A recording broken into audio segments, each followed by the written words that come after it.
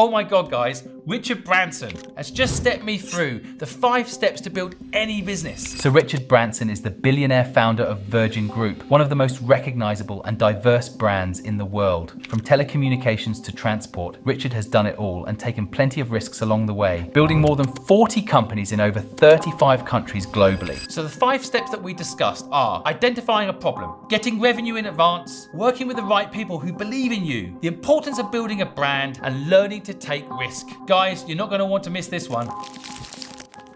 So people are always asking me how to start a business. If you were starting a business again today, what steps would you take? What things would you do?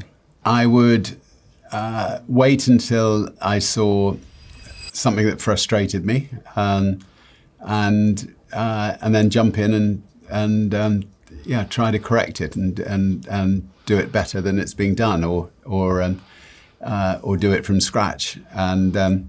And that's basically what a business is. It's just creating something that makes a positive difference to other people's lives. Yeah, and that's how I've said about it at Virgin. I've never really thought of myself as being a businessman. I just look at, I hated flying on other people's airlines, so I started an airline. I wanted to get a piece of music out, and the record companies wouldn't put it out, so I started a record company. So just trying to do something for that sort of reason is often, I think, the best way of creating a business. I was personally 15 years old when I first found out about you and listened to your journey of starting these incredible businesses. When I was younger, I always wondered, what are the first few steps do you think? Okay, you've identified a problem, which I think is brilliant. I, by the way, think that's the way they should reframe school. It shouldn't be what will you do when you grow up, but what problem do you want to solve in the world? That should be reframed, I think. But to people listening, they maybe don't have the resources to start. What do you think are the ways that you can get a business going if you're, say, short on resource? Well, when I started my first business, I didn't have any money, so I had to sell advertising in advance for the magazine that I put out. So then when I started a mail order record company, I would get the money in, and then I'd go and buy the records, and then I'd send them out to people. So that it's not easy, but sometimes you can actually start a business getting the cash up front, and then pay the bills with that cash. There's 5 steps, I think, to start a business. So the first, I really believe what you just said is so true. Like, identify a problem that causes you pain and then try to solve that problem. The second one is, and I think this is really interesting, get revenue ahead of time. So I used to charge 50% deposit before I did the work for the client. I had a service business. That's how I started. I did a gardening company.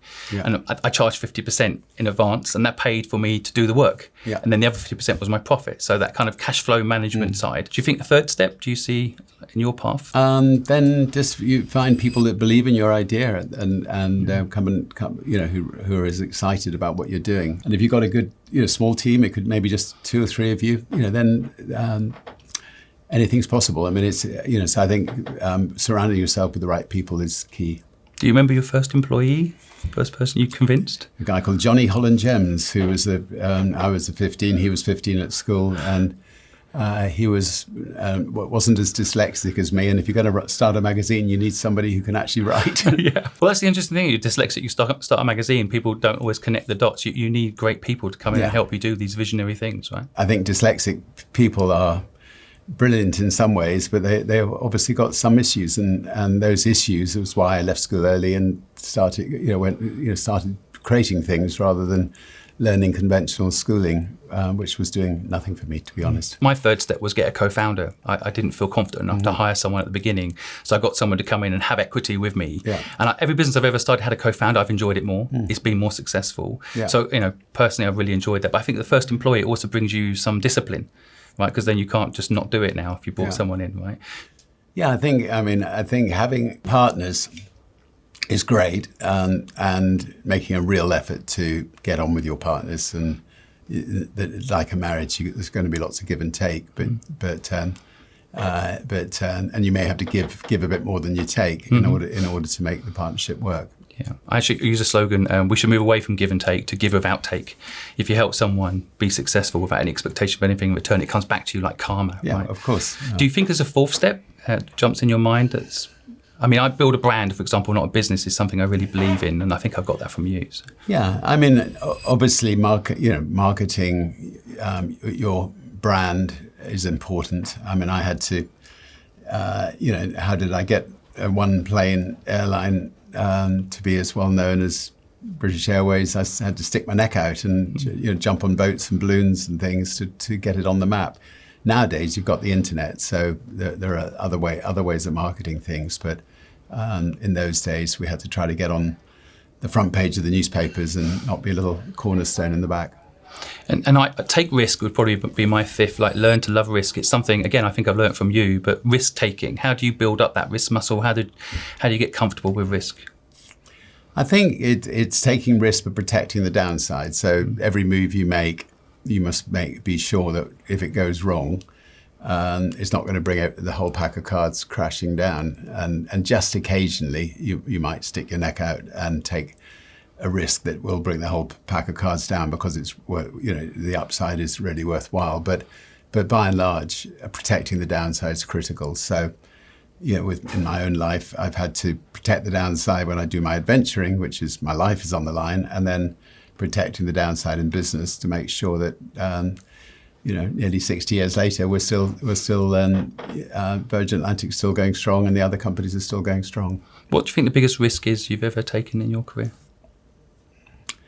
Oh, I think trying to fly around the world in a hot air balloon was maybe the biggest risk. I remember that like that was yesterday.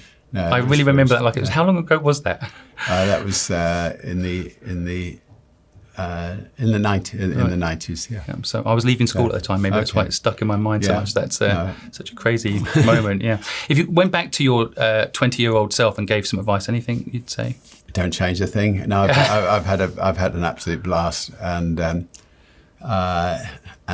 element of there has to be an element of good luck in building businesses, and a lot of really real hard work, and you really have got to throw yourself in day and night,